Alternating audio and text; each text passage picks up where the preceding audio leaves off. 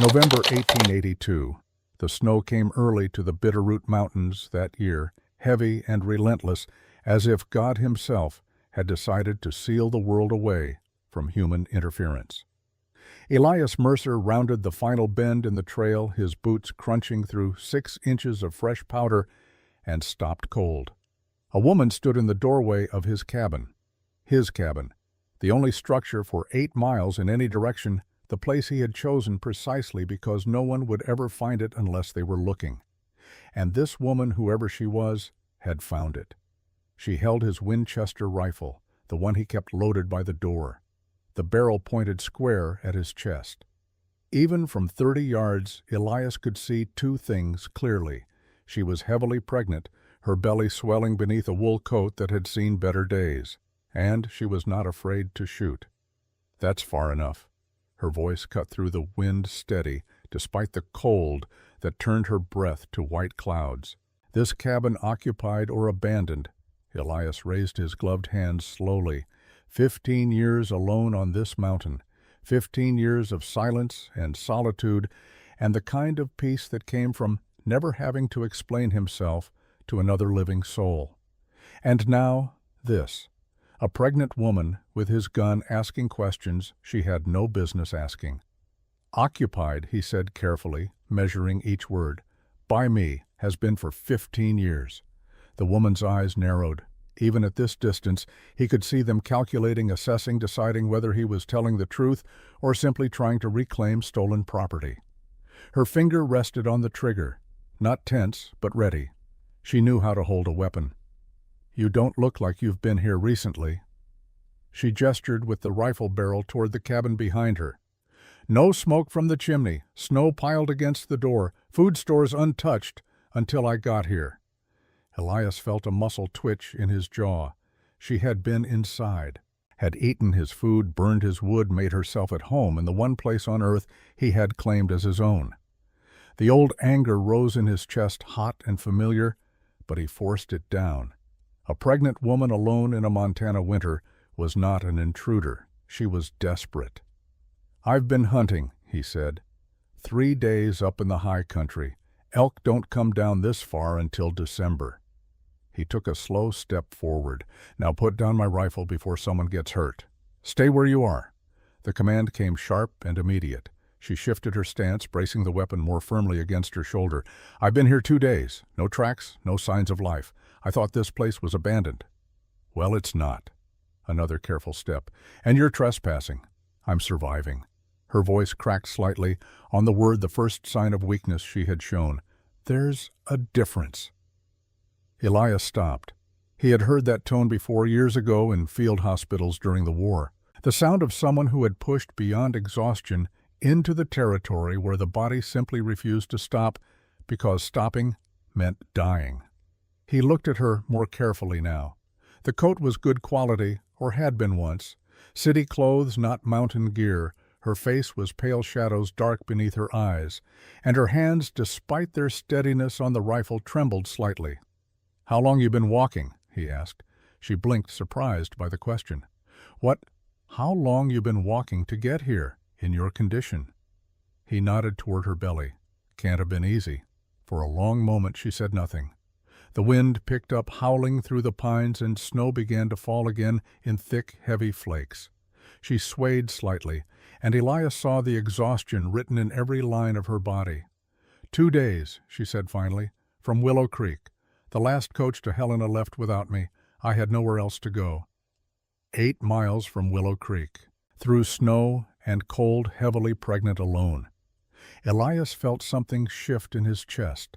Some long-dormant instinct that remembered what it meant to care about another person's survival. Lower the rifle, he said, his voice gentler now. I'm not going to hurt you, but you need to get inside before you freeze to death on my porch. How do I know I can trust you?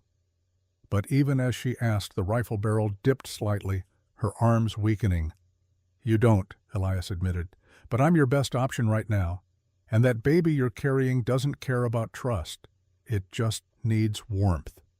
She looked down at her belly, one hand moving instinctively to rest there, protective and tender. When she looked back up, Something in her face had changed, not softened exactly, but shifted from defiance to a kind of resigned acceptance. "All right." She lowered the Winchester slowly, carefully, as if even that small surrender cost her something. "But I sleep with this. And if you try anything at all, I will shoot you." "Fair enough," Elias said. He approached the porch, watching her, the way he might watch a wild animal, cautious and respectful of her capacity for violence. Up close he could see she was younger than he had first thought. Mid-20s, perhaps, with dark hair pulled back in a braid that had come half undone, and gray eyes that held too much knowledge for someone so young. "Name's Elias Mercer," he said, stopping at the bottom step. "And you are—" She hesitated, and in that hesitation, Elias saw a whole story of secrets and careful decisions about what to reveal and what to keep hidden. "GracE," she said finally. "GracE Cunningham. I'm a widow." He nodded, not asking the obvious question about the lack of a wedding ring or mourning clothes. People in the mountains understood that sometimes silence was a kindness. "Well, Mrs. Cunningham, welcome to my home, such as it is." He climbed the steps and she moved aside to let him pass. "You said you ate my food stores," color rose in her pale cheeks. "I'm sorry. I thought no one was coming back. I left money on the table. What I could afford." Elias pushed open the door and saw the cabin transformed. Not dramatically, but in small ways that spoke of 2 days of habitation by someone who knew how to keep house. The floors had been swept, his scattered belongings organized, the fireplace cleaned of old ash, and on the rough-hewn table a small stack of coins, maybe $3, not nearly enough to cover what she had eaten, but probably every cent she had to her name. "Keep your money," he said, scooping up the coins and pressing them back into her hand. "You'll need it more than I will." "I don't take charity, Mr. Mercer." "It's not charity." He moved past her to stoke the fire, adding logs, until flames began to lick at the wood. "It's economics. You can stay until the baby comes. You cook clean, keep house. I provide shelter and food, no money involved, just work for room and board." She stared at him, and he could see her mind working through the offer, looking for the trap, the hidden cost, the inevitable betrayal. He recognized that wariness. He had worn it himself for 15 years. "Until the baby comes," she repeated slowly. "And then what? Then we revisit the arrangement." He hung his coat on the peg by the door, set his hunting pack down, and turned to face her. "I'm not a saint, Mrs. Cunningham. I don't do this out of goodness. I do it because I'm tired of cooking my own meals and living in a pigsty. If you can earn your keep, you can stay." "Fair, fair," she agreed, though her hand still clutched the rifle. "But I have one condition." "What's that?" "No questions about my past." Her gray eyes met his, steady and unflinching. "You don't ask about where I came from or why I'm here. And I don't ask about why a man lives alone in the middle of nowhere for 15 years. We keep our histories to ourselves." Elias felt the corners of his mouth twitch in what might have been a smile if he still remembered how to make one. "No questions about the past. I can live with that. Then we have an arrangement." She extended her free hand and he shook it. Her grip was firm, her palm calloused. Not the hand of a lady, but of someone who had worked hard in her life. "I'll take the main room," Elias said, releasing her hand. "You can have the lean-to off the back. It's small, but there's a cot and a stove. Should be warm enough." "Thank you." For the first time, something like relief flickered across her face. "And Mr. Mercer, I really am sorry about the food." "Forget it." He moved to check the supplies she had used mentally, cataloging what needed to be replaced. "You did what you had to do to survive. No shame in that." That night, after GracE had retired to the small lean-to room, Elias lay by the fire in his bedroll and listened to the sounds of another person breathing in his home. It had been so long, so desperately, achingly long since he had shared space with anyone. The loneliness had become so much a part of him that he had forgotten it was loneliness at all, had mistaken it for peace. But now, with GracE Cunningham sleeping 20 feet away, her presence filling the cabin with the weight of unspoken stories and carefully guarded secrets he remembered. Remembered what it felt like to be responsible for someone else's warmth, someone else's safety. And the memory terrified him.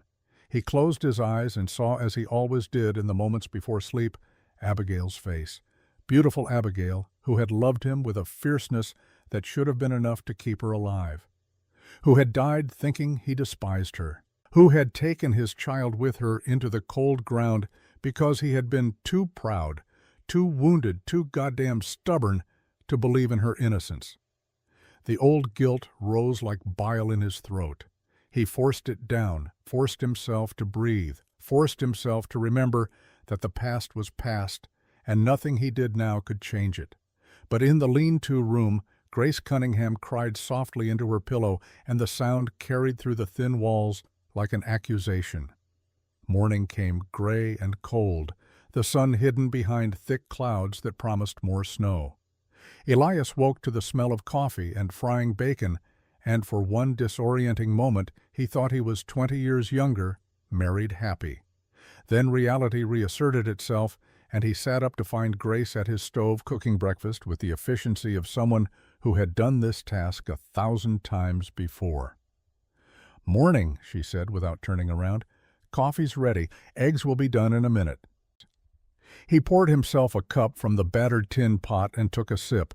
It was strong, bitter, perfect. Army coffee, the kind soldiers made in the field when staying awake, mattered more than taste. "You make coffee like a soldier," he observed. Her hand paused for just a fraction of a second before continuing to turn the eggs. "My father was in the cavalry, taught me young. Died 10 years ago." She slid eggs onto 2 plates, added bacon, and brought them to the table. "Cholera outbreak at Fort Laramie. Took half the garrison." They ate in silence, the kind of companionable quiet that came from 2 people who understood the value of not filling every moment with meaningless words. Elias watched her covertly as she ate, noting the way she held her fork, the careful, measured bites that spoke of training in etiquette and manners. City bred, he decided. Officer's daughter. Which made her presence here alone and pregnant and running from something even more of a mystery. After breakfast, she insisted on washing the dishes while he prepared for the day's work. He noticed she organized his shelves as she worked, putting canned goods in neat rows, grouping like items together, creating order from the chaos he had lived in for years. And then she found it. His Bible. Buried at the back of a shelf under tools and spare ammunition and things he had not wanted to see or touch for more than a decade. She pulled it out, dust coating the worn leather cover, and placed it prominently on the small shelf by the window. Elias felt his chest tighten. "You don't need to do that." "A Bible shouldn't be hidden," GracE said quietly, running her fingers over the cover with something like reverence. "It should be where you can see it, where it can see you." "I don't read it anymore." "That's between you and God, Mr. Mercer, not my business." She moved away from the shelf, but the Bible remained a silent witness to his failures and his faith's collapse. Later that morning, Elias saddled his horse for the ride to Willow Creek. They needed supplies, more food, medical items for when the baby came news from the outside world. GracE had offered to go with him, but he had refused.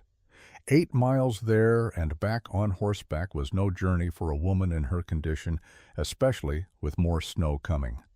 "I'll be back before nightfall," he told her, swinging up into the saddle. "Keep the fire going. There's more wood stacked by the shed if you need it." "Be careful," GracE said, from the porch arms, wrapped around herself against the cold. "Trail gets slippery when it snows." The casual concern in her voice surprised him. They were strangers bound only by necessity and a business arrangement. Yet she spoke as if his safe return mattered to her, as if she might actually worry if he did not come back. "I've been riding these trails for 15 years, he said, gruffly uncomfortable with the sudden warmth in his chest. "I'll manage." The ride to Willow Creek took 3 hours through deepening snow. The town, such as it was, consisted of a general store, a church, a saloon, and a scattering of houses along the main road. Elias tied his horse outside Miller's general store and stepped inside, grateful for the warmth of the pot-bellied stove. Old Mr. Miller looked up from his ledger and grinned. "Elias Mercer, twice in 1 month. Must be the end times." "Need supplies?" Elias said, pulling out his list. "And I need them packed for travel." Miller's eyes scanned the list and his eyebrows rose. "Molasses cinnamon." "You learning to bake, Elias?" "Just fill the order, Henry.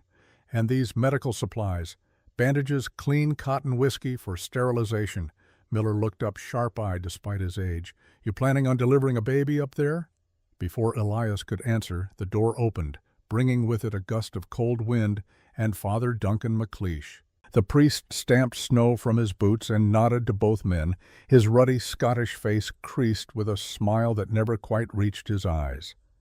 "Elias," Duncan said, surprise evident in his voice. "Twice in as many weeks, and here I thought you'd taken a vow of hermitage." "Father," Elias acknowledged, turning back to Miller, "how long for the supplies?" 20 minutes. Miller headed to the back room, leaving Elias alone with the priest. Duncan moved to the stove, warming his hands. "Heard you've got company up at your place." Elias felt every muscle in his body tense. News travels fast. "Tom Bradley mentioned he guided a pregnant woman up the mountain road a few days back. Said she was headed toward your ridge. Figured it was either you or the wolves she was looking for." Duncan's eyes, pale blue and unnervingly perceptive, fixed on Elias's face. "Mail-order bride? No. Family? No." "Then what?" Elias exhaled slowly, fighting the urge to walk out of the store and leave Duncan's questions unanswered. But the priest was persistent, and more importantly, he was one of the few people in Willow Creek who had never judged Elias for his self-imposed exile. "A woman who needed shelter," Elias said finally. "That's all." "A pregnant woman," Duncan corrected gently. "Alone. In winter. That's not all, Elias. That's a story with chapters you're not telling." "It's not my story to tell." Duncan nodded slowly, accepting this. "Fair enough. But I'll ask you this, and I want the truth. Is she running from something or to something?" The question hung in the air between them. Elias thought of GracE's gray eyes, the way she had held his rifle with practiced ease, the prison-stamped envelope he had seen her burning in the fireplace just that morning before he left. He had not mentioned it to her. The arrangement was no questions, no past, but he had seen it. Deer Lodge Prison, Montana Territorial Penitentiary, official correspondence.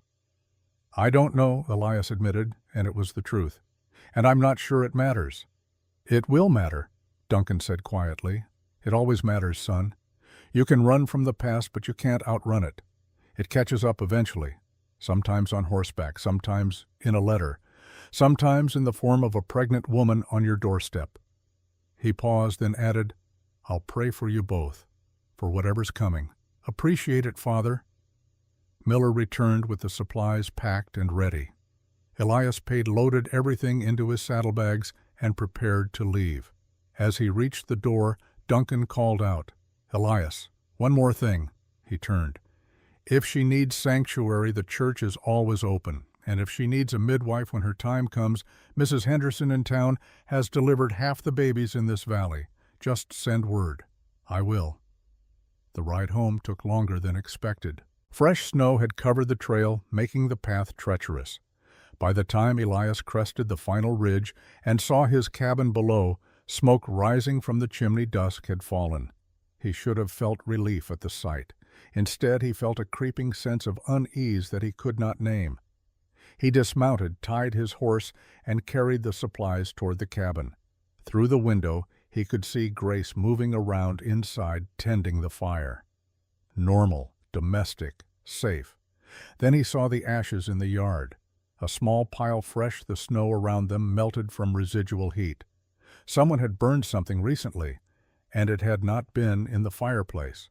Elias pushed open the door. GracE stood at the hearth, poking at the fire with unnecessary vigor. She did not turn around. "You're back," she said, her voice too bright, too casual. "I was starting to worry." "What did you burn?" The question came out harsher than he intended. Now she did turn, and he saw the wariness in her eyes. "Excuse me, in the yard. You burned something in the yard while I was gone. What was it?" GracE's hand moved to her apron pocket, a reflexive gesture she caught herself making, and stopped.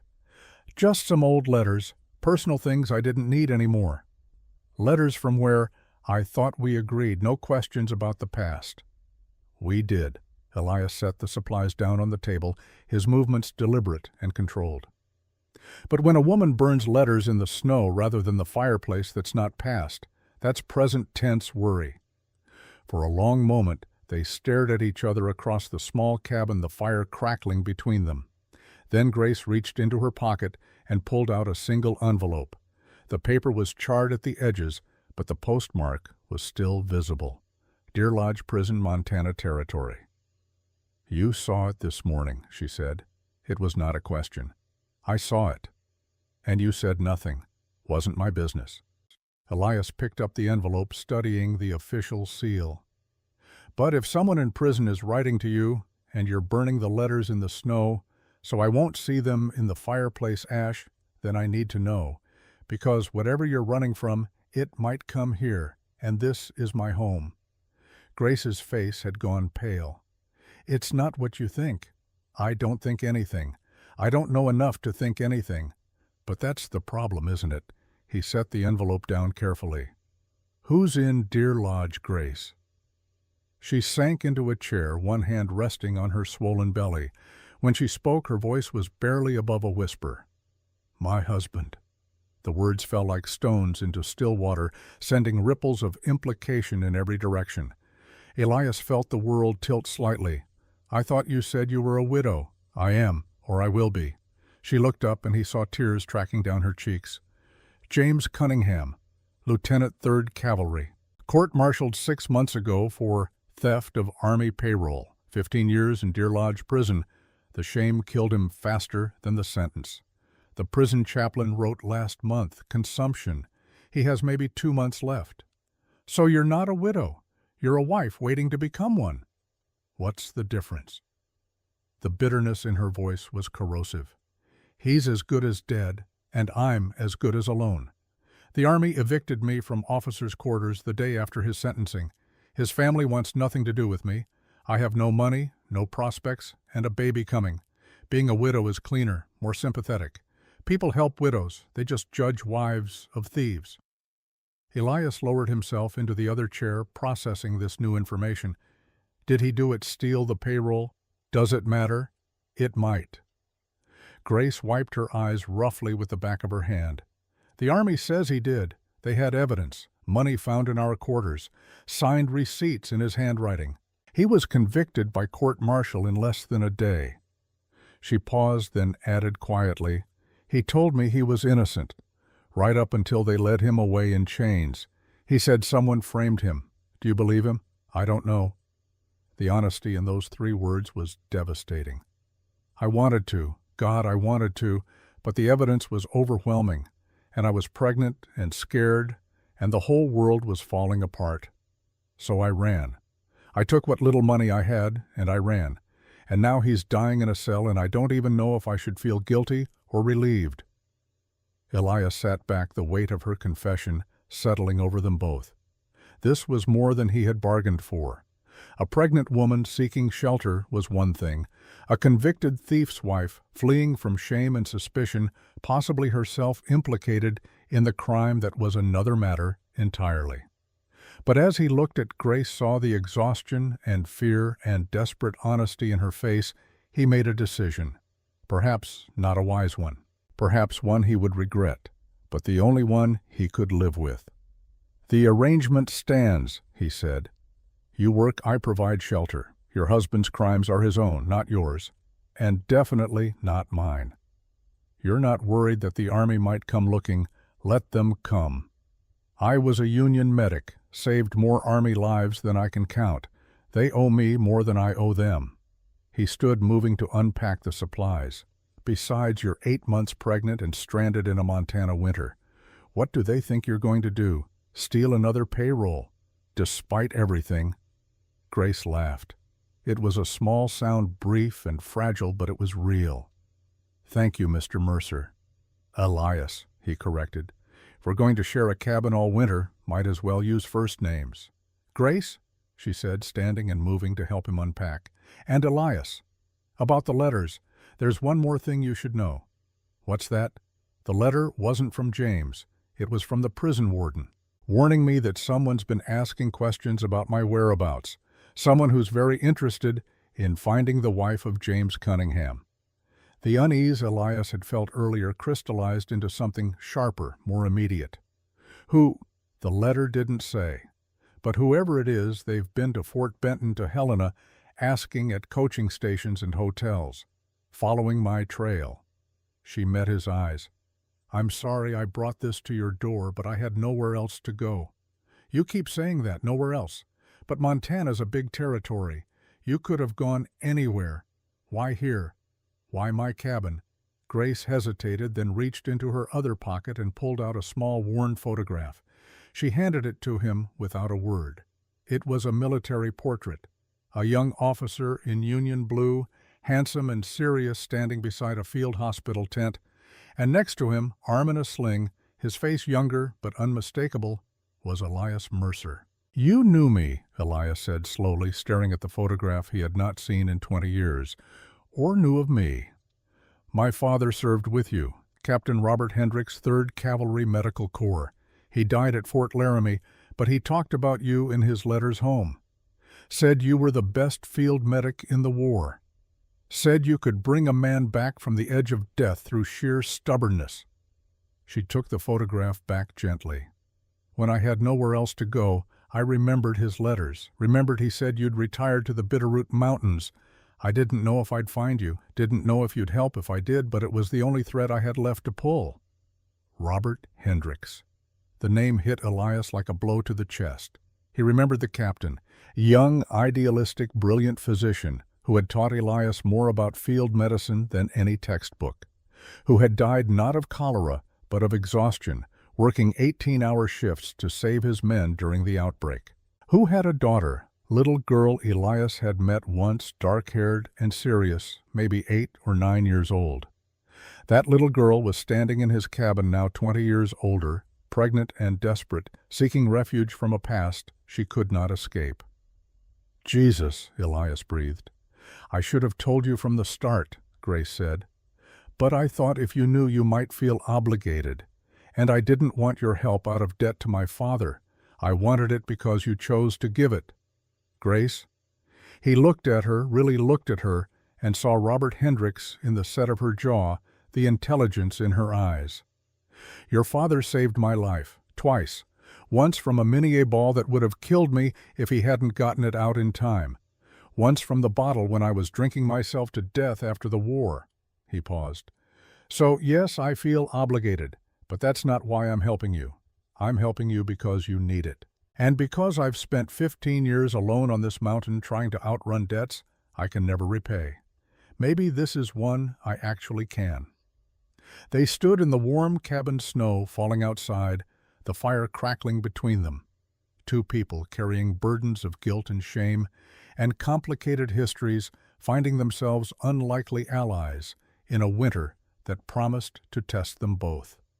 That night, long after GracE had gone to bed, Elias sat by the fire and thought about the photograph, about Robert Hendricks, about the strange paths that led people to each other in moments of desperate need. He thought about the person who was looking for GracE, following her trail across Montana. He thought about the husband dying in Deer Lodge prison and the question of innocence or guilt that remained unanswered. But mostly he thought about GracE herself, the way she had stood on his porch with his rifle unafraid, the way she had organized his chaos with gentle efficiency, the way she had told him the truth eventually when she could have continued lying. And he wondered if the past could ever really be left behind or if it always found you. In the end, no matter how far you ran, no matter how deep you tried to bury it in the mountain snow. Outside in the darkness, beyond the firelight, fresh tracks circled the cabin, horse prints barely visible in the falling snow. Someone had been there, watching, waiting. But Elias, lost in his thoughts and memories, did not see them, not yet. Not until morning, when it would already be too late to know how long they had been observed, or by whom, or what that silent watcher's intentions might be. The fire burned low. The snow continued to fall. And in the small lean-to room, GracE Cunningham lay awake, one hand on her belly, listening to the wind, and wondering if she had finally found sanctuary or simply led her demons to a different kind of door. The storm arrived 3 weeks after GracE had settled into the rhythm of cabin life. It came not with gentle snowfall, but with the kind of violence that reminded men how small they were against the indifference of nature. Wind screamed through the pines like something alive and hungry. Snow fell so thick that Elias could not see the barn from the cabin door. He had spent the morning reinforcing the shutters, bringing in extra firewood, making sure the animals had enough feed to last several days if the storm trapped them inside. GracE worked beside him as much as her condition allowed her belly, now so large that simple tasks left her breathless and pale. "You should rest," Elias told her as she struggled to lift a water bucket. "I can handle this." "I'm pregnant, not dying," she replied, but she let him take the bucket anyway. "How long do you think the storm will last?" 2 days, maybe 3. He set the bucket by the fire to keep the water from freezing. "We've got enough supplies, we'll be fine." But even as he said it, he felt that familiar unease creeping up his spine. The tracks he had found circling the cabin 3 mornings running. The sense of being watched that had plagued him for days now. He had said nothing to GracE, not wanting to worry her, but he kept his rifle loaded and close, and he slept lighter than he had in years. The knock came just after noon, barely audible over the howl of wind. 3 solid raps on the door, deliberate and patient. Elias grabbed his Winchester, motioned for GracE to move away from the door, and called out, "Who's there?" "Sergeant Warren Hastings, Deer Lodge Prison." The voice that came through the door was rough, exhausted, but steady. "I'm looking for GracE Cunningham." GracE's face went white. She gripped the edge of the table, her breathing suddenly shallow and rapid. Elias moved to the door but did not open it. "What's your business with Mrs. Cunningham?" "I have a message from her husband. I've ridden 3 days to deliver it. Please, sir, I'm half frozen, and my horse is about done. I mean no harm." Elias looked at GracE. She nodded, though fear still haunted her eyes.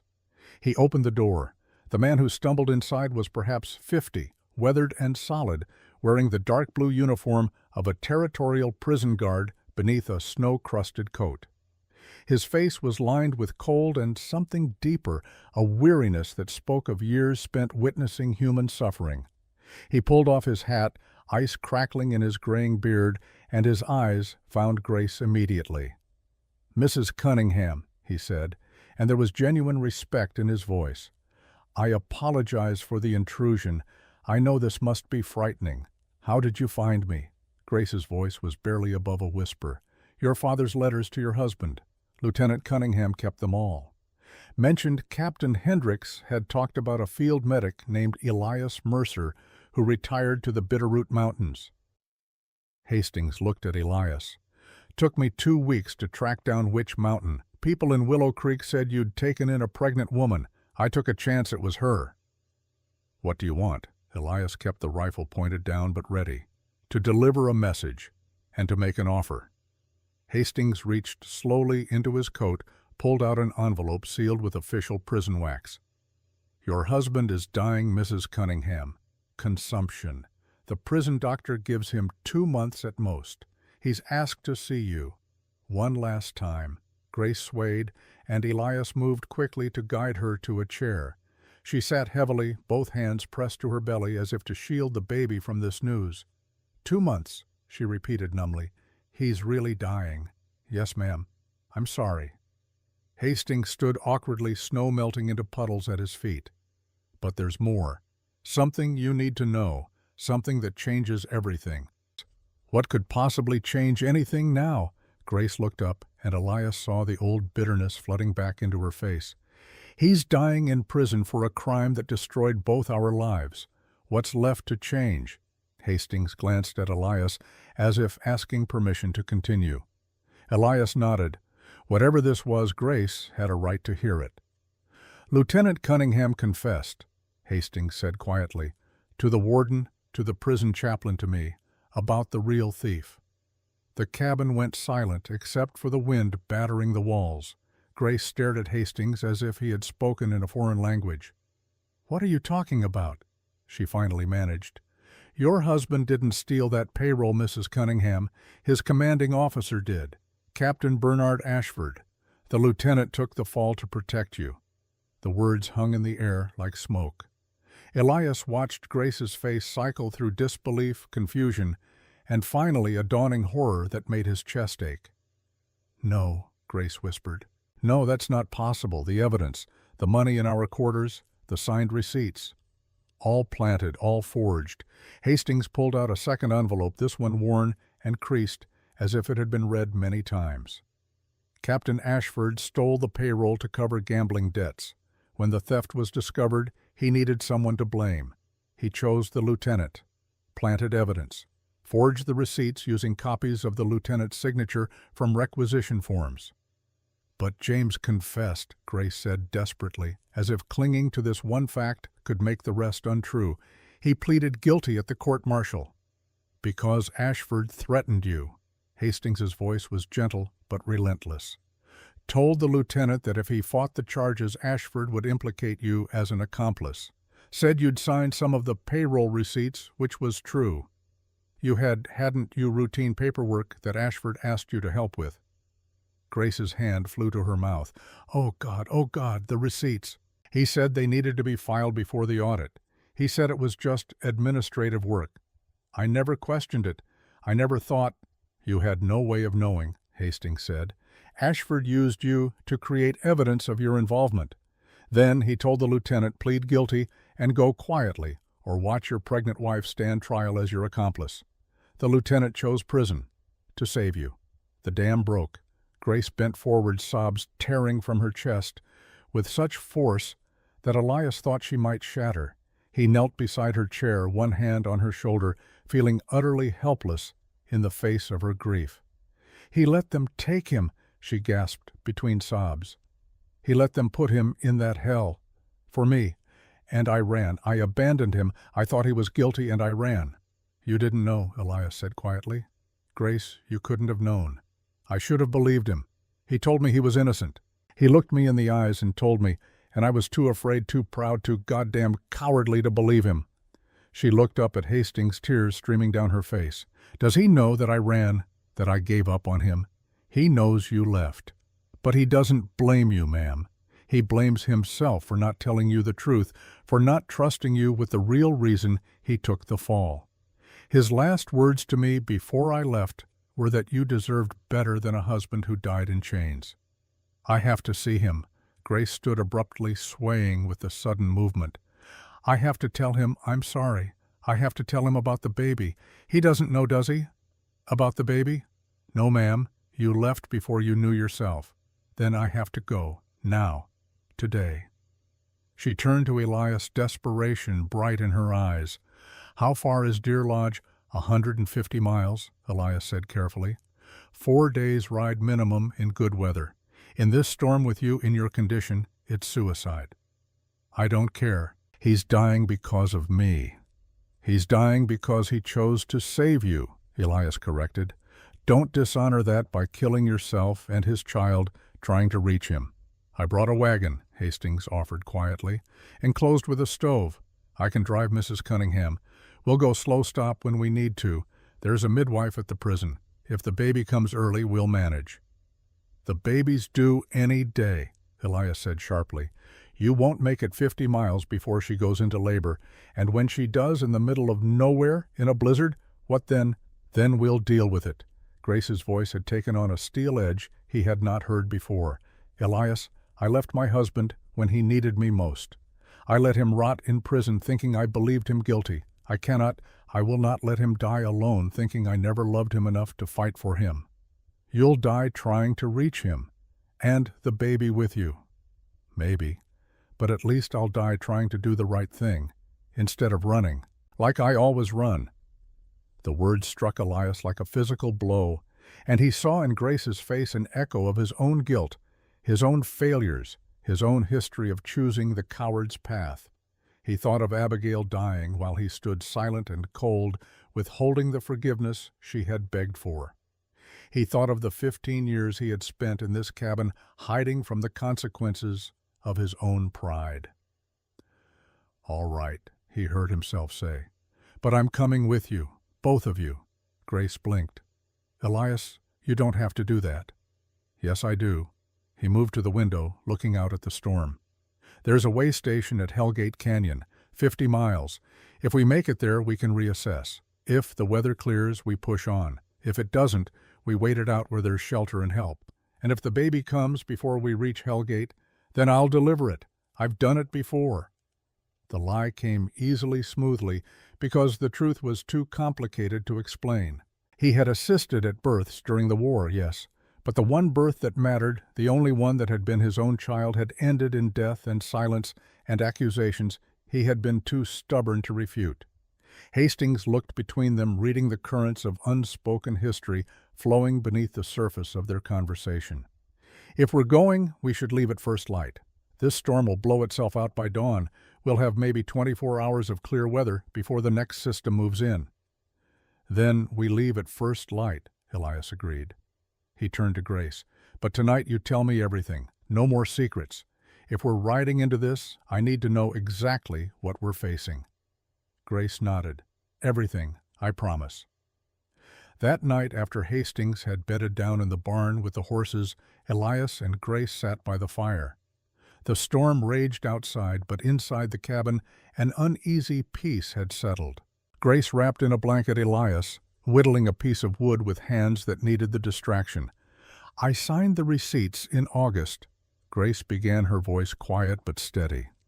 "Captain Ashford came to our quarters one evening when James was on patrol, said he needed help with administrative work, that his clerk was sick. It seemed routine. I'd helped with paperwork before. Army wives often did. How many receipts? Maybe a dozen. Payroll authorizations, transfer documents. I didn't read them carefully. I should have, but I didn't." She pulled the blanket tighter. 2 weeks later, the payroll went missing. $5,000. The investigation started immediately, and then they found money in our quarters, hidden in a trunk James used for his spare uniforms. $500 in Army scrip. Planted? Obviously. But I didn't know that then. James came home in chains. They wouldn't let me see him before the court-martial. When I finally got into the hearing room, he just looked at me and said, "I'm sorry, GracE, I'm so sorry." And I thought he was confessing, admitting what he'd done. But he was apologizing for what he was about to do, taking the fall. Yes. GracE's voice broke slightly. The court-martial lasted 3 hours. James pleaded guilty, didn't fight the charges, didn't present a defense, just sat there while they sentenced him to 15 years hard labor. And I sat in that courtroom, watching my life end, thinking my husband had betrayed everything we were. "When did you find out you were pregnant?" "A week after he was sent to Deer Lodge. The prison chaplain had delivered a letter from James. Just one line, 'Forgive me.' I was so angry, so hurt. And then I realized I'd missed my monthly time. Twice." She touched her belly gently. "I went to the post-surgeon. He confirmed it. 8 weeks along. Conceived before the theft, before the arrest, before everything fell apart." "Well, did you write to James, tell him?" "I started to. 10 times I started letters. But what could I say? You destroyed our lives, but by the way, you're going to be a father." "How do you write that letter?" She wiped her eyes. "So I ran instead. Took what little money I had saved from my housekeeping allowance, left Fort Benton in the middle of the night. Told no one where I was going." "Because you were afraid. Terrified. The Army evicted me within days. James's family sent a letter disowning us both. And people talked. Oh God, how they talked about the thief's wife, about whether I had known, whether I had helped, whether the baby was even his." Her voice turned bitter. "A woman alone pregnant associated with theft and scandal. I was poisoned. No one would hire me. No one would help me." Elias set down his whittling, his chest tight with an anger that had nowhere to go. "So you remembered your father's letters?" About the field medic in the mountains. It was all I had left. A name and a place and a desperate hope that maybe, just maybe, you'd be the kind of man my father believed you were. She looked at him directly. And you are. You let me stay. You didn't ask questions. You gave me shelter when the whole world had turned me out. I had my own reasons, Elias said quietly. Guilt makes strange bedfellows. Then tell me. GracE leaned forward. You said I had to tell you everything. Fair is fair, Elias. What guilt drives you to hide in these mountains? For a long moment, he considered refusing.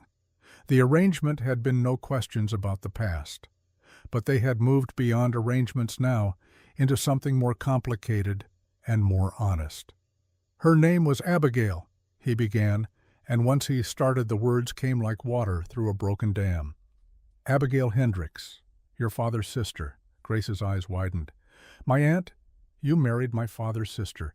After the war. She'd been working at the field hospital helping her brother. We fell in love.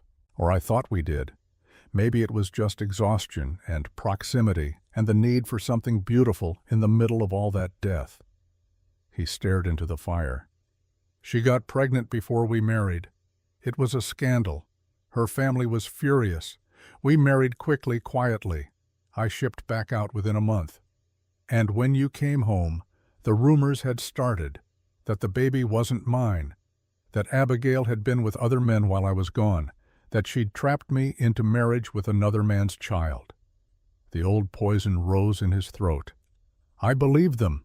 God help me, I believed them. When I looked at her, all I saw was betrayal. When she tried to explain, to defend herself, I turned away. GracE made a small sound of pain, but Elias continued, needing to finish the story now that he had started it. The baby came early, stillborn, a boy. Perfect in every way, except he didn't breathe. Abigail held him and cried, and begged me to look at him, to see him, to mourn him with her. His voice cracked. I refused. I told her God had judged us both, that the baby's death was punishment for her sin. Oh, Elias. 3 days later she died, childbed fever. She called for me at the end. The doctor said she wanted to tell me something, wanted my forgiveness. I wouldn't go to her. I let her die alone, thinking I hated her. He finally looked at GracE, not bothering to hide the tears on his face. 10 years later, I found her diary, hidden in a trunk I'd never opened. She'd written everything, about the rumors about who had started them, a man who'd wanted to marry her, who spread lies when she chose me instead, about the baby, about how she knew he was mine because she'd never been with anyone else, about how she loved me even as I broke her heart. The baby was yours. Yes. And I killed them both.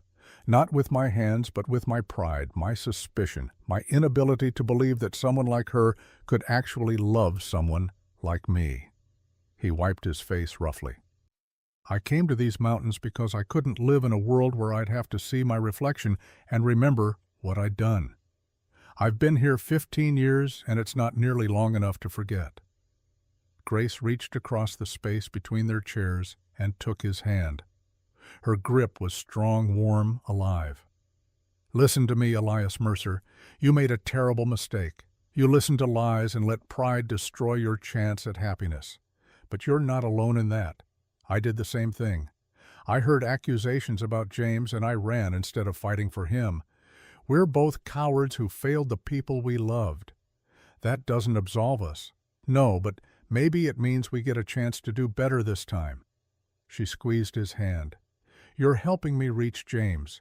You're giving me the chance to say what I should have said 6 months ago. That's not cowardice. That's courage. Late courage maybe, but courage nonetheless. They sat in silence, hands clasped, the fire burning low between them. Outside, the storm began to ease, the wind's howl dropping to a mournful whisper.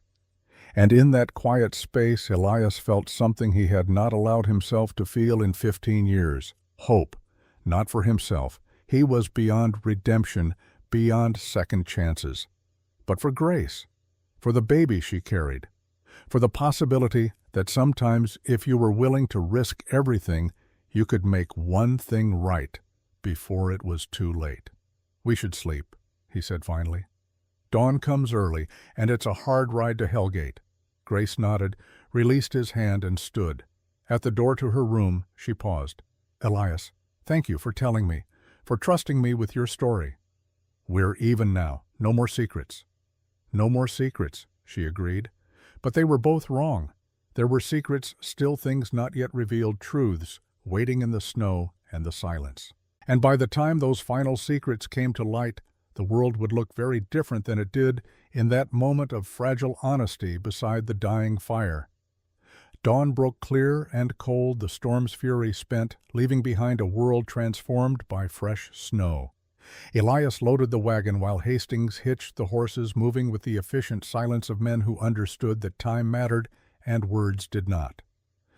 GracE emerged from the cabin bundled in every warm thing she owned, moving slowly, one hand pressed to her lower back. Elias saw the grimace she tried to hide and felt his gut tighten with worry. "How are you feeling? Like I'm about to ride 150 miles while 9 months pregnant." She managed a wan smile. "But I felt worse." They helped her into the back of the wagon where Hastings had rigged a makeshift bed with blankets and straw. A small stove provided heat, its chimney pipe extending through a hole in the canvas top. Cramped cold, but better than riding horseback in her condition.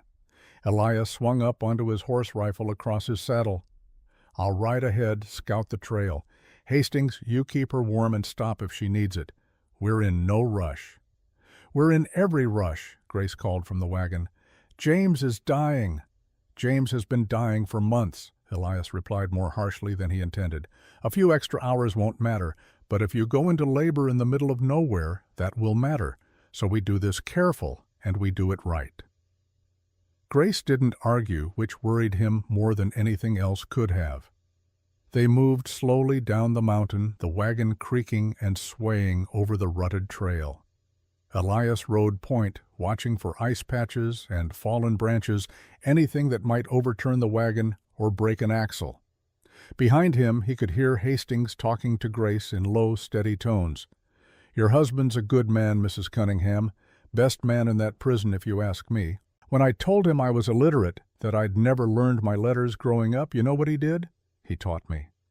Every evening after lockdown, he'd work with me through the cell bars. First book I ever read was the Bible, because of your husband. He always believed education was freedom." GracE's voice came muffled by the canvas, but audible. "Even when we had nothing, he'd spend what little money we had on books. He told the other prisoners the same thing, started a school of sorts. Some of the guards didn't like it, thought it would cause trouble, but I convinced the warden to allow it. Lieutenant Cunningham changed that place, made it a little more human, a little less hell." Elias listened to this exchange and felt the weight of it settle on his shoulders. James Cunningham had sacrificed his freedom to save his wife, then used his imprisonment to bring light into darkness. While Elias had spent 15 years hiding from his own failures, another man had faced his and turned them into something meaningful. The morning wore on. The sun climbed higher, but brought little warmth.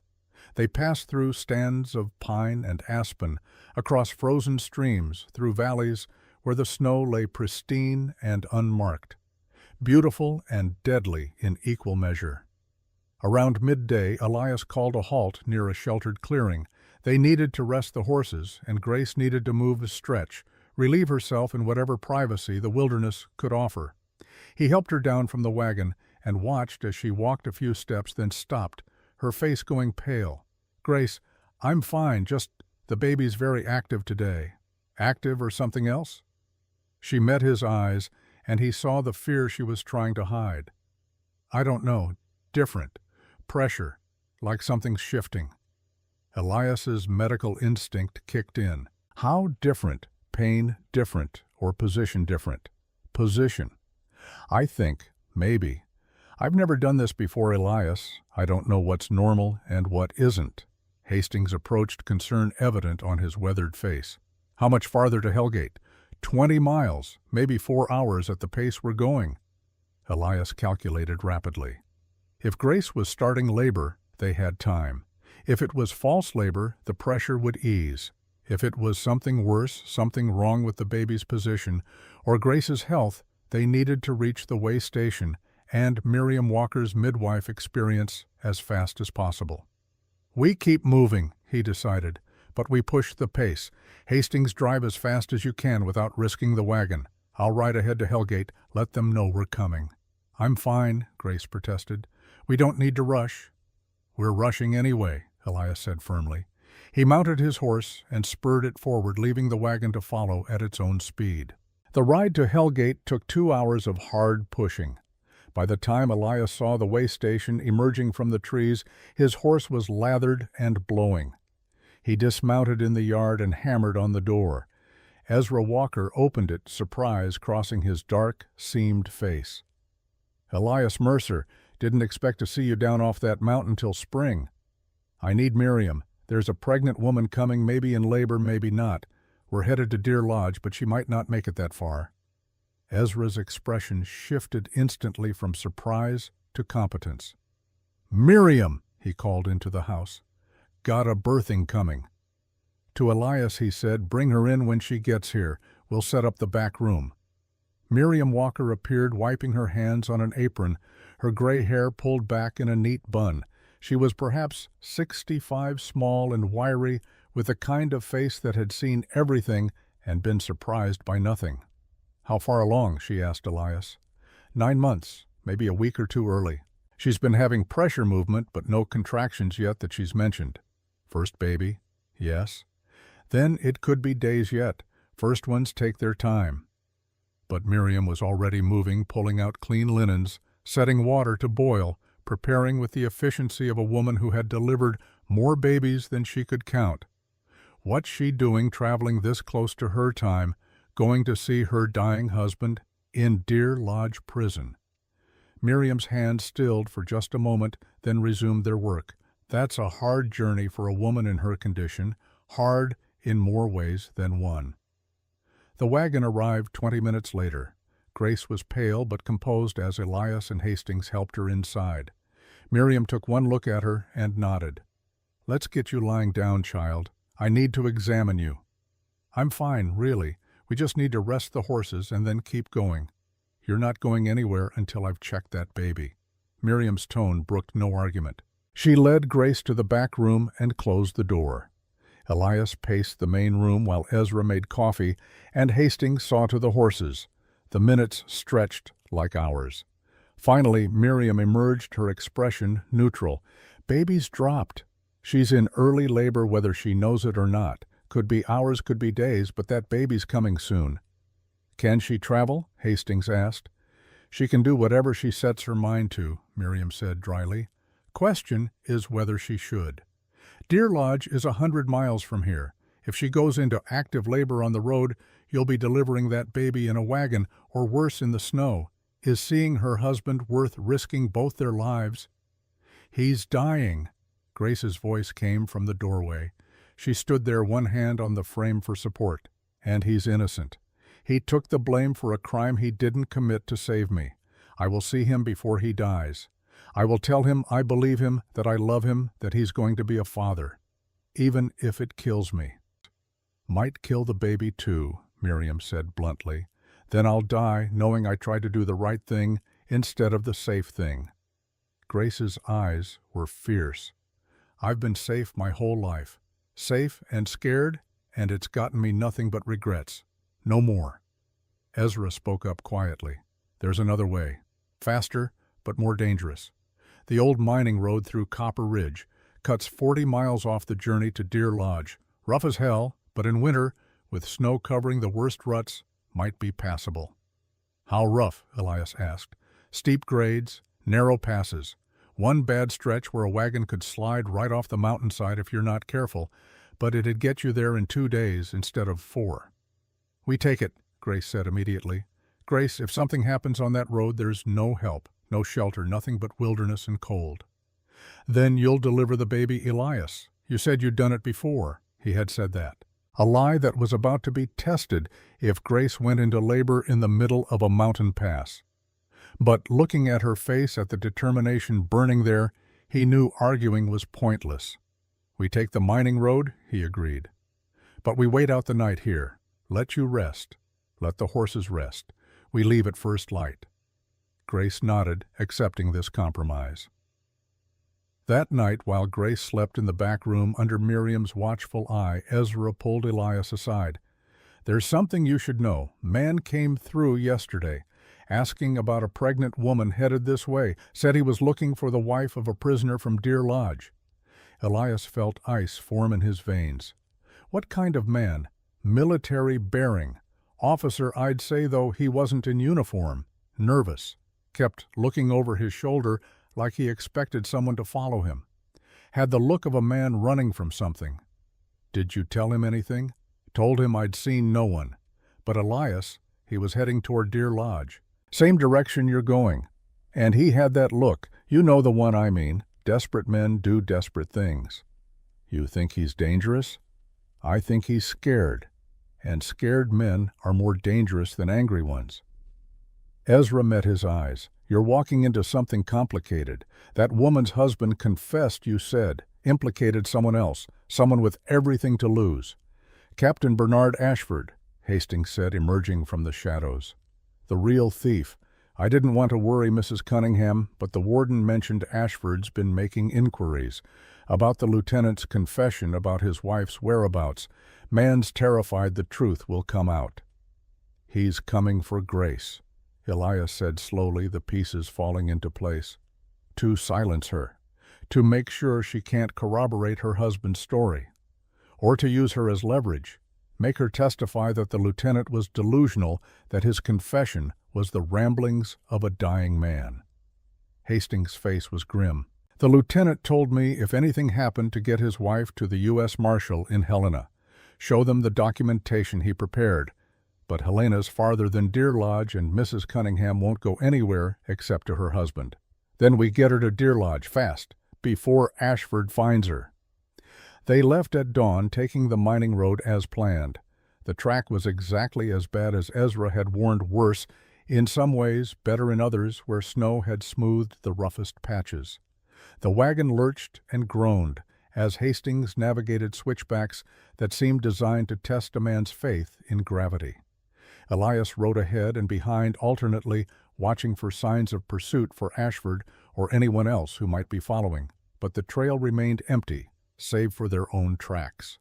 GracE bore the rough journey with stoic determination, but Elias could see the toll it took. By afternoon she was pale and sweating, despite the cold one hand pressed constantly to her belly. "How are you doing?" he asked during one of their brief rest stops. "The contractions started an hour ago, 10 minutes apart, maybe 12. Not bad yet, but they're coming. We should stop, find shelter." "There's an old mine shaft about 2 miles ahead," Hastings said, checking his map. "Used to work these mountains. Abandoned for 20 years, but the main shaft should still be sound. Could shelter there if we need to." "We need to," Elias decided, seeing the way GracE was breathing now, short and shallow fighting pain she would not admit to. They reached the mine as the sun began to set, casting long shadows across the snow. The entrance was partially collapsed, but passable, opening into a chamber perhaps 20 feet deep and 10 wide. Dry, protected from wind, with enough room for a fire without risking smoke inhalation. "This'll do," Ezra said, and began unhitching the horses. They had barely gotten GracE inside, settled on blankets near a hastily built fire, when her water broke.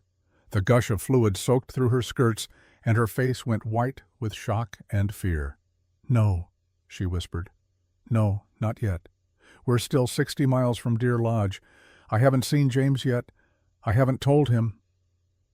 "The baby doesn't care about miles or timing," Elias said, kneeling beside her with a calm he did not feel. "It's coming, now, tonight, and we're going to help you bring it into the world."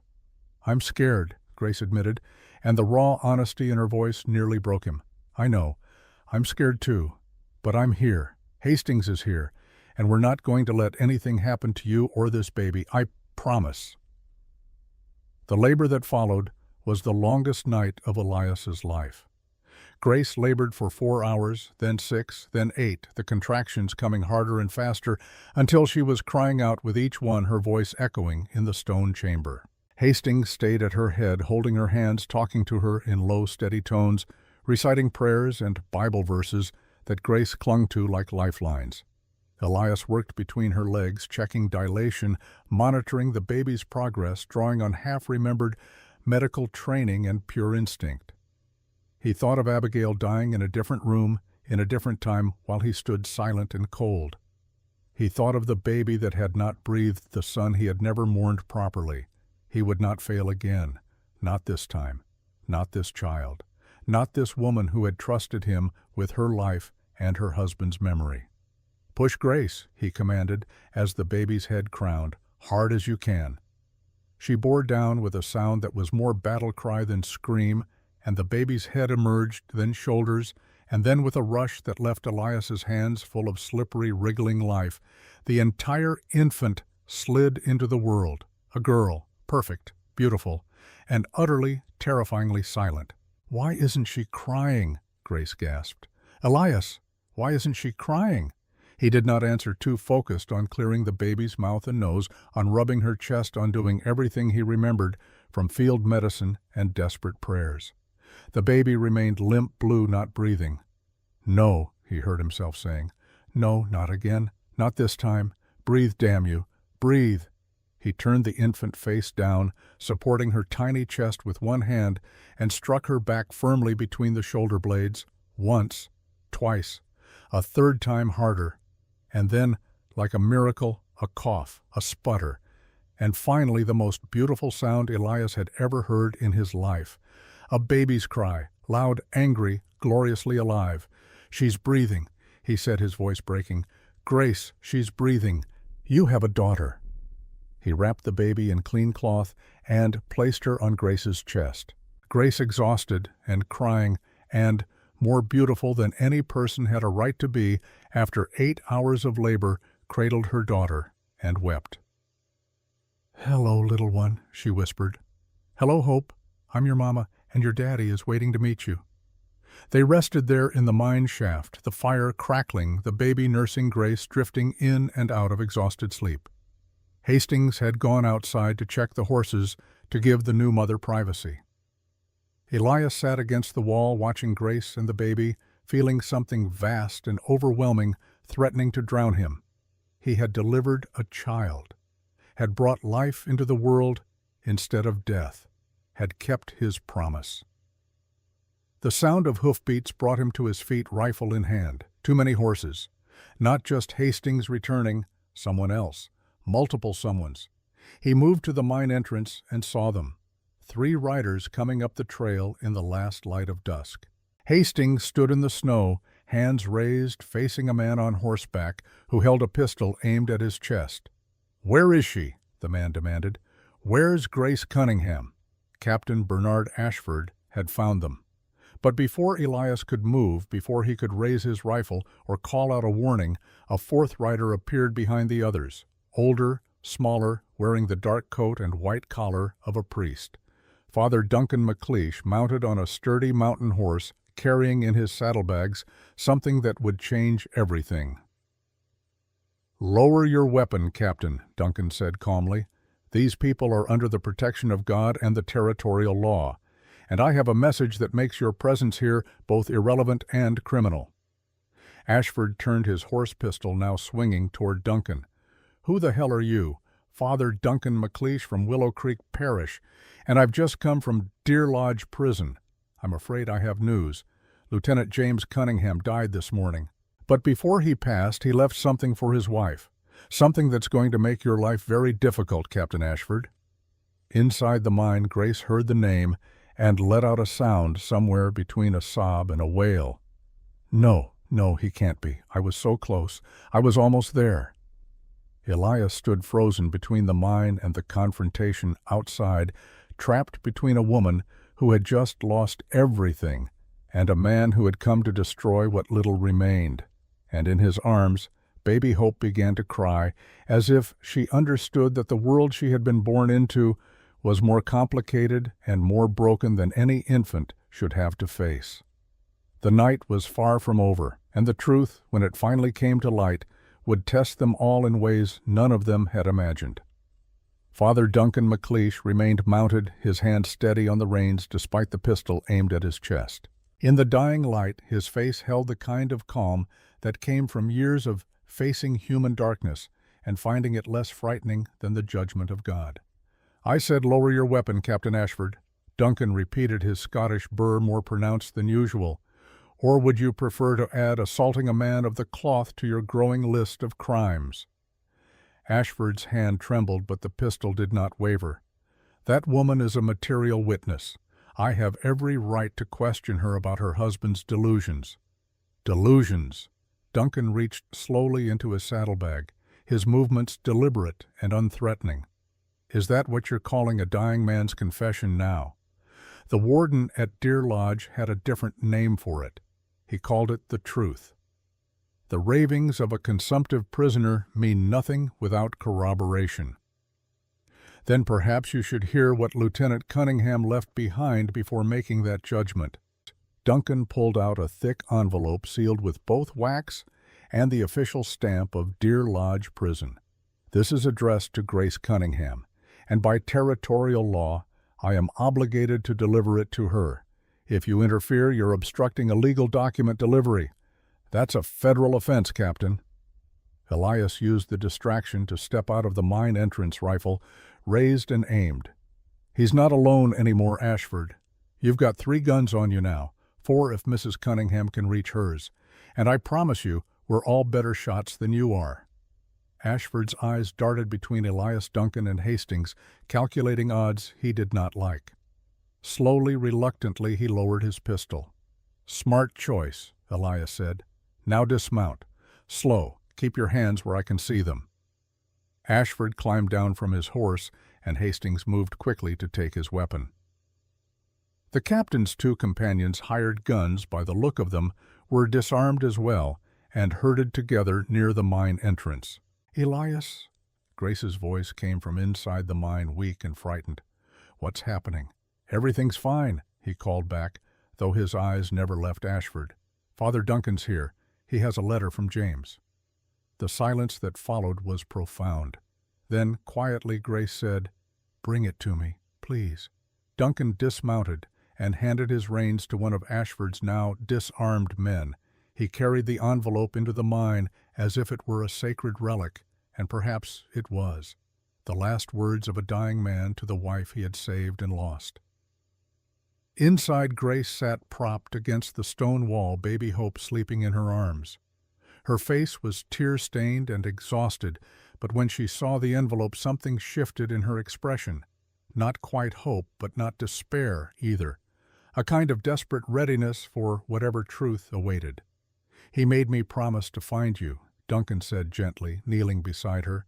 "Made me swear on my Bible that I would put this in your hands no matter how far I had to ride. So here I am, 3 days and 100 miles from Willow Creek, keeping that promise." GracE took the envelope with shaking hands. Did he suffer at the end? No more than any man dying of consumption suffers. But the chaplain said he went peacefully, said his last words were, "Your name." Duncan paused. "Would you like me to read it? Your hands are shaking something fierce." "Yes, please, I don't think I can." She clutched Hope tighter, as if the baby could anchor her through whatever was coming. Duncan broke the seal and unfolded several sheets of paper covered in neat, careful handwriting. He cleared his throat and began to read. "My dearest GracE, if you are reading this, I am gone. Father Thomas tells me you were coming pregnant with our child. I wept at the news, not from sorrow, but joy. You carried our love even when I could not be there." GracE made a sound halfway between a sob and a laugh. "He knew. He died knowing about Hope." Duncan continued, "I know you ran, GracE. Hastings told me, and I forgave you the moment I heard. You were afraid. Fear is human. I was afraid too, afraid they would take you in prison. You hurt our child. I took the blame not from nobility, but from love. It was the only power I had to keep you safe. If I had to make the choice again, I would make it gladly." "But he shouldn't have had to," GracE whispered. "He shouldn't have had to choose. Captain Bernard Ashford is still out there. He knows I confessed. He may come for you to silence the only other witness to his theft. The receipts you signed, GracE. You didn't know, but they're evidence.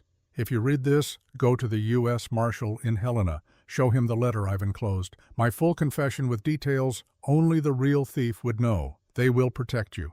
Duncan paused, pulling out a second smaller envelope from the first. It was addressed to the U.S. Marshal's office, official and damning.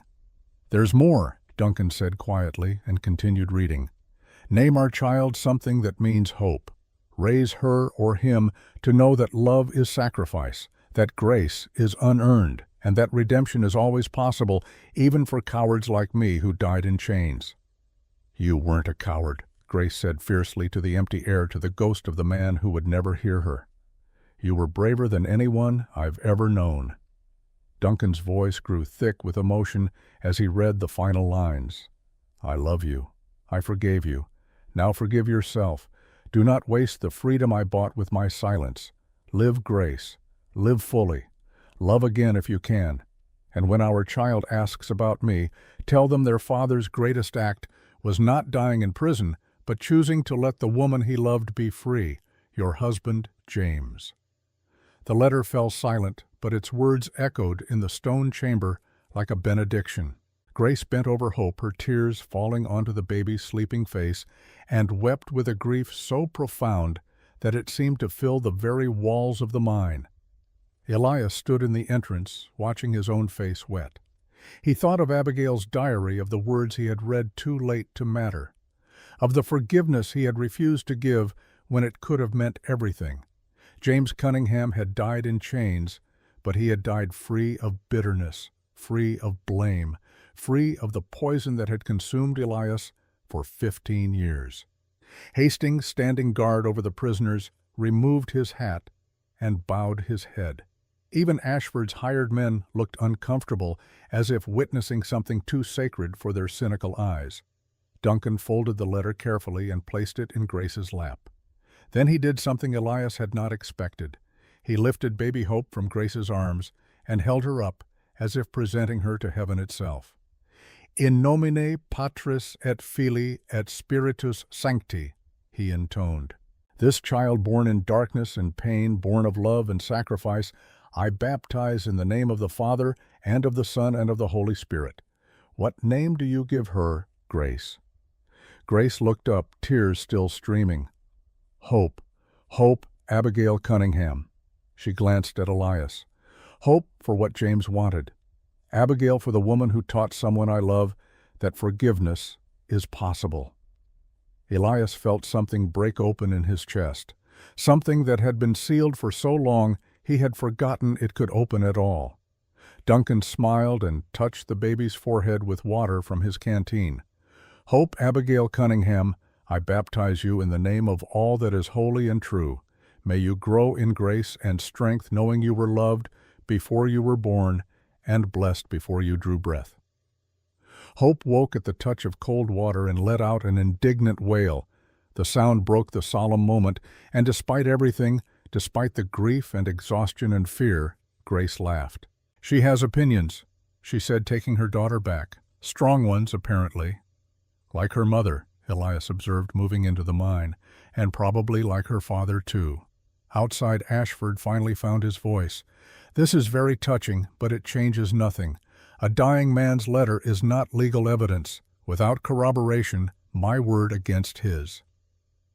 Duncan emerged from the mine, and his face had transformed from gentle priest to something altogether more dangerous. "You think so? Then perhaps you'd like to explain to the U.S. Marshal why you hired 2 men to track down a pregnant woman in the wilderness, why you've been following her trail for weeks, why, if you're innocent, you're so desperate to silence her." "I'm protecting my reputation from slander." "No, you're protecting your neck from a noose." Duncan pulled out yet another document from his seemingly bottomless saddlebag. "This is a warrant for your arrest, signed by Judge Patterson in Colorado Springs and countersigned by the U.S. Marshal in Helena." James Cunningham's confession was detailed enough to verify against Army records. Payroll discrepancies that match your gambling debts, requisition forms in your handwriting, testimony from the quartermaster who saw you with the money 2 days before it was reported stolen. Ashford's face had gone gray.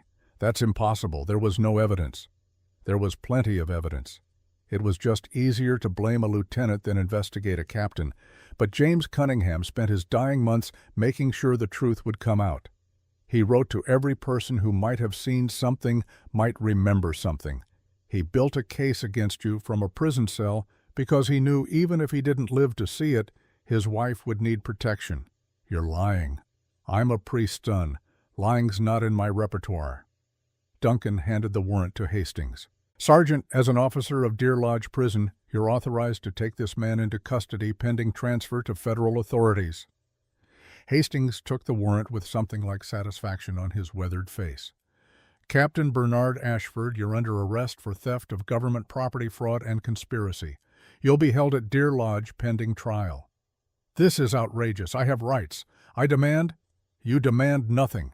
Hastings cut him off. You're a thief and a coward who let a good man die in your place. Now you'll answer for it. The confrontation that followed was anticlimactic. Ashford, faced with legal documentation, and 3 armed men surrendered without violence. His hired guns, learning they had been working for a wanted criminal, quickly distanced themselves and rode off into the gathering darkness. By the time they had Ashford secured and the situation resolved, full night had fallen. They made camp in the mine building, up the fire, settling in for what remained of the dark hours. Duncan produced food from his saddlebags, the kind of plain fare that sustained travelers, and they ate in exhausted silence. GracE nursed hope and stared into the fire, her face a study in complicated grief. Elias sat beside her, not touching, just present, and finally she spoke. I should feel something, she said quietly. Relief that Ashford's caught, joy that James is vindicated. But all I feel is empty. He's gone, Elias. He died thinking I was coming to him, and I never made it. I failed him one last time. You didn't fail him, Duncan said from across the fire. GracE, I was there when he died. I held his hand at the end, and you want to know what he said, his very last words before he went to God. GracE nodded, unable to speak. He said, Tell GracE she's free. Tell her I kept my promise. He didn't die thinking you failed him. He died knowing he'd succeeded. In saving you, in protecting his child, in making sure the truth would survive him. Duncan's eyes were bright in the firelight. That man loved you more than his own life. Don't dishonor that love by carrying guilt he specifically asked you to put down. How do I do that? How do I just let it go? You don't? Not all at once. Not easily. Duncan glanced at Elias. But maybe you start by accepting that grace isn't something we earn. It's something we receive, especially when we don't deserve it. They reached Deer Lodge Prison 2 days later, not to see James alive, but to claim his body and what few possessions he had left behind. GracE insisted on going despite her recent childbirth, despite the cold, despite everything. She needed, she said, to see where he had lived and died, to say goodbye properly. The warden met them personally, a gruff man named Thompson, who nevertheless treated GracE with unexpected gentleness. Your husband was well liked here, Mrs.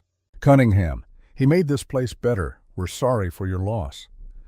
James's possessions filled a single small box. A few books, letters GracE had written early in his imprisonment, the photograph she had mentioned of her father and Elias, and a carefully wrapped bundle that proved to be baby clothes hand-sewn from scraps of fabric James had traded for or begged from the prison chaplain. He was making these for months, Thompson said. Didn't know if it was a boy or girl, so he made both. Said he wanted his child to have something from their father's hands. GracE held the tiny garments and wept, and Elias thought his heart might actually break from watching her. The U.S. Marshal arrived from Helena that afternoon, took custody of Ashford, and recorded GracE's statement about the receipts she had signed. You were deceived, Mrs. Cunningham, the Marshal assured her. There will be no charges against you. In fact, the Army owes you restitution. Widow's pension back pay. Your husband was denied compensation for wrongful suffering. I'd estimate around $2,000 total. GracE looked stunned. $2,000. It's not enough, not for what was taken from you, but it's what the law allows. The Marshal handed her an official document.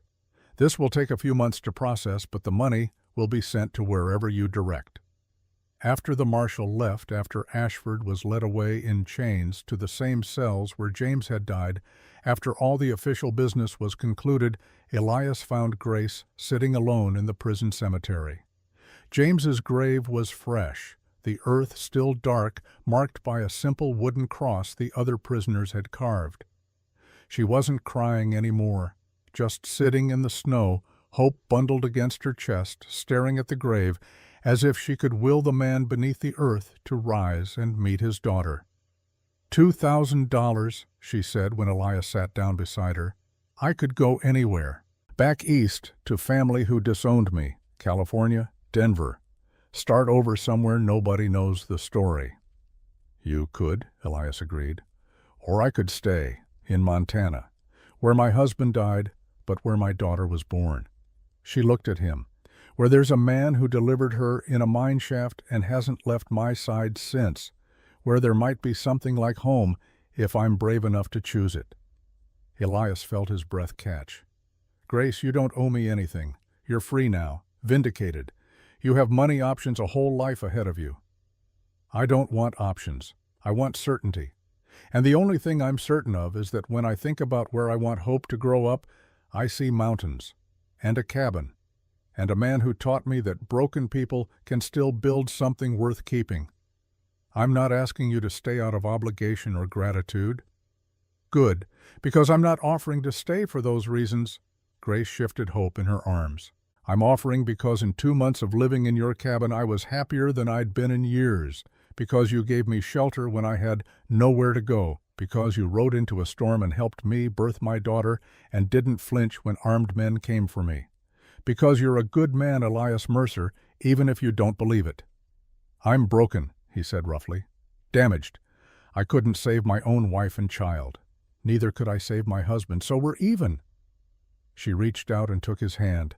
"I'm not asking for romance or promises of love. I'm asking for partnership. You help me raise Hope, teach her about mountains and survival and how to be strong. I'll help you remember that life isn't just survival, that there's joy in small things, that forgiveness is possible. And if it doesn't work, if we can't make it, then at least we tried. Together." She squeezed his hand. "I'm tired of running, Elias. I want to stay. I want to build something. And I think if you're honest, you want that too." He looked at her, this woman who had come to his door with his rifle, and her secrets, who had transformed his cabin from a tomb of memory into something that felt almost like home. He thought about Hope, about the baby he had delivered and blessed with his dead wife's name, about the future he had thought was closed to him, opening up like spring after a long winter. "I'd want to do it properly," he said. "Marriage, legal and binding, so Hope has a father in name as well as practice, so you have security." "Are you proposing Elias Mercer?" "I suppose I am. Badly." GracE smiled, and it transformed her grief-worn face into something luminous. "Then I suppose I'm accepting, equally badly." They were married a week later, in the small church in Willow Creek, with Father Duncan performing the ceremony and half the town in attendance. GracE wore a simple dress the church ladies had sewn, and Elias wore his best clothes stiff with disuse. Hope, now 2 weeks old, slept through most of the service and woke only to voice her objection during the final blessing, which made everyone laugh and felt exactly right. Duncan pronounced them husband and wife, with a satisfaction that suggested he had known all along how this story would end.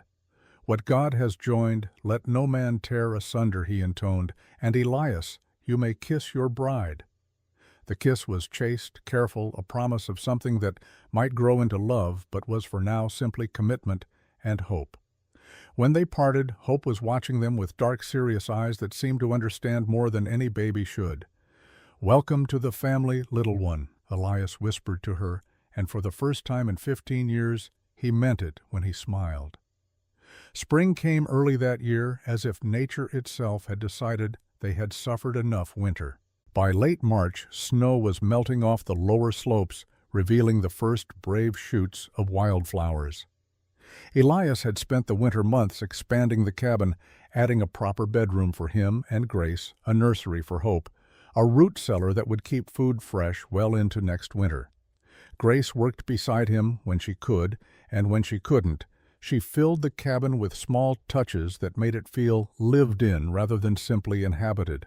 Curtains on the windows, flowers on the table, the smell of bread baking and coffee brewing, the sound of a baby crying and being comforted. One morning in April, Elias woke to find GracE already up standing at the window, with Hope in her arms, looking out at the mountains painted gold by the rising sun. "What are you thinking?" he asked, coming to stand beside her. "That I'm writing James a letter, even though he'll never read it." She looked up at him. "I want to tell him about Hope, about how she has his dark eyes and stubborn chin, about the man who's raising her, who teaches her about mountains and animals and the kind of quiet strength James would have respected." "You think he'd approve of this, of us?" "I think he'd be grateful that his daughter has a father who chose her, that I have a partner who sees me, really sees me, broken parts and all, and stays anyway." She leaned against Elias, easy and comfortable in a way that still surprised him. "I think he'd tell me I'm living the freedom he died to give me, and that's what matters." Elias wrapped his arms around them both. GracE and Hope, this family he had not sought, but somehow been blessed with anyway. Outside the mountains stood eternal witness to all the lives that had struggled and failed, and sometimes, if they were very lucky, found grace in the most unexpected places. "We should go to the ridge today," he said. "Plant flowers on the graves, all three of them, Abigail and Thomas and James. They're part of our story too." "I'd like that." They made the climb that afternoon, Hope bundled in a carrier on GracE's back, Elias carrying wildflower starts they had nursed through the late winter. At the ridge, 3 graves stood in a neat row, the wooden markers weathered but still legible.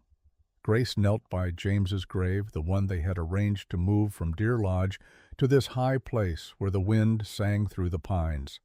She placed flowers and spoke quietly words meant only for the dead in the mountain. Elias stood by Abigail's grave and Thomas's, and for the first time in 15 years he spoke to them without guilt. "I brought you a family," he said quietly, "GracE and Hope. I think you'd like them. I think maybe you sent them to me in some way I'll never understand. Thank you for that, for this second chance I never thought I'd get."